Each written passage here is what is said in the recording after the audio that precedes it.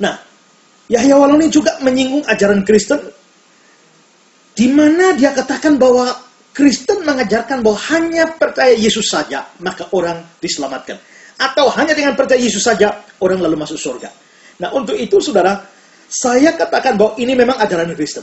Tetapi mengapa sampai orang Kristen percaya demikian? Saya akan menjelaskan ini, tetapi juga saya akan menjelaskan juga dengan konsep keselamatan. Bahwa memang orang Kristen percaya bahwa manusia memang tidak bisa menyelamatkan diri sendiri. Mengapa manusia tidak bisa selamatkan diri sendiri? Karena saudara, semua manusia, pertama-tama, semua manusia itu adalah orang berdosa. Tidak terkecuali. Satu-satu yang dikecualikan oleh kitab suci itu adalah Yesus sendiri. Tetapi semua manusia itu adalah orang berdosa. Menurut Roma pasal 3 ayat 23, semua orang telah berbuat dosa dan telah kehilangan kemuliaan Allah. Jadi tidak ada satupun. Semua orang, agama apa saja adalah orang berdosa. Termasuk orang Islam, orang Hindu, orang Buddha, termasuk dengan tokoh-tokoh agama, Muhammad, Konfusius, dan lain semuanya. Semuanya adalah orang berdosa. Nah, Allah adalah Allah yang suci, tetapi juga Allah yang adil. Allah yang suci dan adil ini tidak mungkin membiarkan dosa begitu saja. Dia harus menghukum dosa. Kesucian Allah dan keadilan Allah menuntut supaya dosa itu dihukum. Atau dalam hal ini adalah orang berdosanya dihukum. Di dalam kitab Nahum pasal 1 ayat yang ketiga dikatakan demikian. Tuhan itu panjang sabar dan besar kuasanya. Tapi dia tidak sekali-kali membebaskan dari hukuman orang yang bersalah. Tuhan panjang sabar. Tuhan besar kuasanya. Tapi dia tidak sekali-kali membebaskan dari hukuman orang yang bersalah. Berarti orang yang bersalah mesti dihukum. Orang yang bersalah mesti dihukum oleh Tuhan. Dan hukuman terbesar yang diberikan Tuhan adalah pada akhirnya manusia itu akan dihukum di dalam neraka. Binasa di dalam neraka. Nah, kalau memang demikian, semua orang telah berbuat dosa. Dan Allah tidak akan membiarkan dosa tanpa dihukum. Berarti Allah mesti hukum semua orang berdosa. Berarti semua orang mesti masuk neraka. Saya harus masuk neraka. Saudara harus masuk neraka. Yahya Waloni juga harus masuk neraka. Semua orang Islam, semua orang Kristen, agama apa saja, semua kita orang berdosa harus masuk ke dalam neraka. Nah, lalu bagaimana supaya orang tidak jadi masuk neraka? Atau dengan kata lain, bagaimana orang bisa lolos dari neraka? Bagaimana orang bisa menyelamatkan dirinya atau selamat dari hukuman Allah ini? Nah, apakah manusia bisa menyelamatkan diri sendiri? Di sini, saudara, semua agama mengatakan bahwa manusia bisa berupaya untuk selamat. Manusia bisa berusaha untuk menyelamatkan dirinya. Dengan cara apa? Dengan cara berbuat baik. Dengan cara beramal. Dengan cara melakukan kebajikan-kebajikan. Dan karena itu manusia bisa diselamatkan. Tapi saudara, kekristenan berbeda dari agama-agama yang lain. Di sini poin yang membedakan kekristenan dari semua agama yang lain. Ketika semua agama lain mengatakan bahwa manusia bisa selamat melalui perbuatan baiknya, kekristenan justru mengajar sebaliknya, bahwa manusia tidak mungkin bisa selamat dengan perbuatan baik. Mengapa kekristenan mengatakan bahwa manusia tidak bisa selamat dengan perbuatan baik? Saudara-saudara, kitab suci Kristen mengajarkan memang, secara eksplisit mengajarkan, manusia tidak bisa selamat dengan berbuat baik, dengan melakukan ketaatan terhadap hukum-hukum Tuhan, dengan taat terhadap hukum Taurat apapun, tidak bisa menyelamatkan manusia.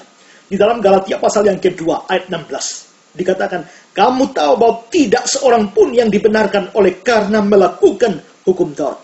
Juga dalam Galatia 2 ayat 21 bagian B, dikatakan, sekiranya ada kebenaran dalam hukum Taurat, maka sia-sialah kematian Kristus. Jadi saudara, di dalam pandangan Kristen, perbuatan baik tidak bisa menutupi dosa sama sekali. Kita orang berdosa, kita punya dosa. Dosa kita itu tidak bisa ditutupi dengan perbuatan baik. Sebenarnya saudara, kalau dipikir dengan baik, sebenarnya di dalam hukum dunia pun tidak ada hukum di mana pelanggaran itu bisa ditutup dengan perbuatan baik. Saya kasih ilustrasi saudara ya.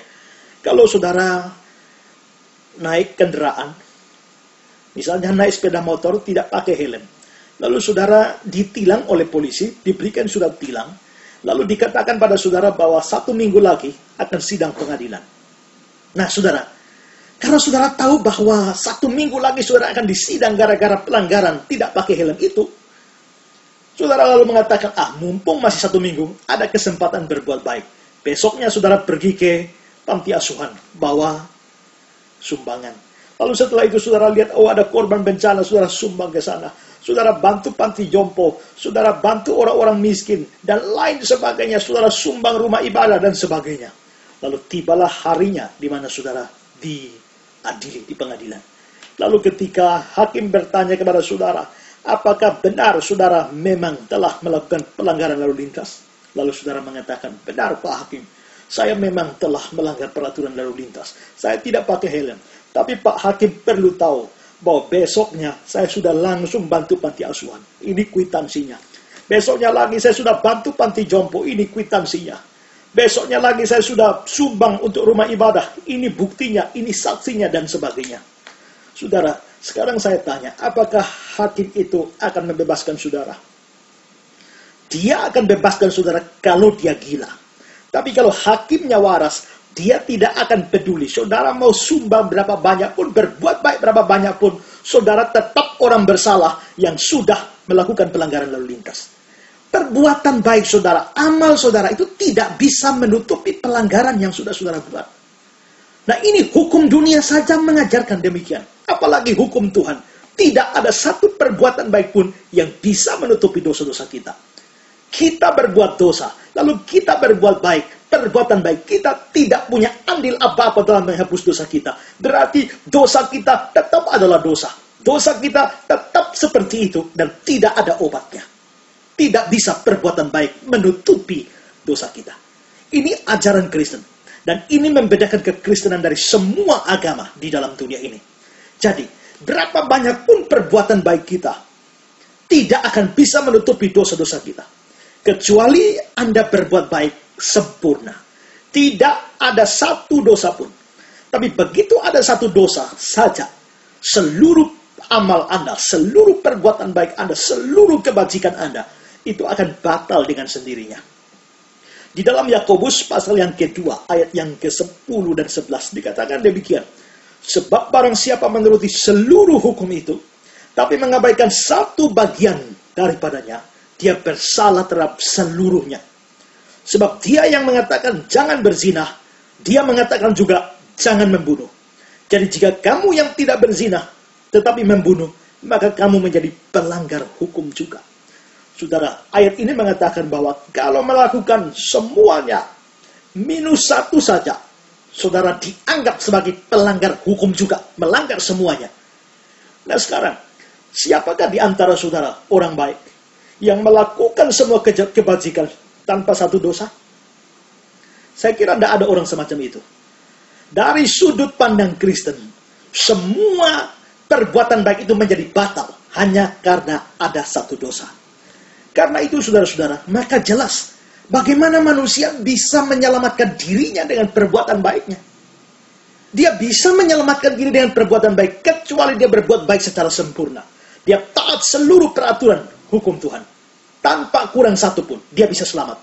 Tapi kalau dia melakukan begitu banyak kebajikan, tapi dia ada dosa, sepanjang dia ada dosa, maka seluruh perbuatan baik itu tidak bisa menyelamatkan dia. Ini ajaran kekristenan.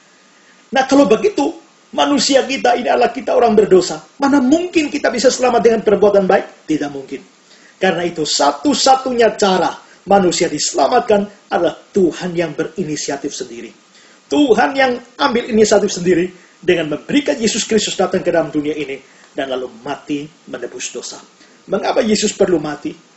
Mengapa demi keselamatan manusia Yesus perlu mati?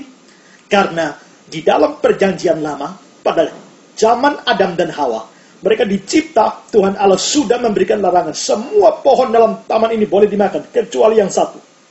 Pada saat kamu memakannya, pastilah kamu mati. Dalam Kejadian 2 ayat 17, tetapi pohon pengetahuan tentang yang baik dan yang jahat itu, jangan kau makan buahnya.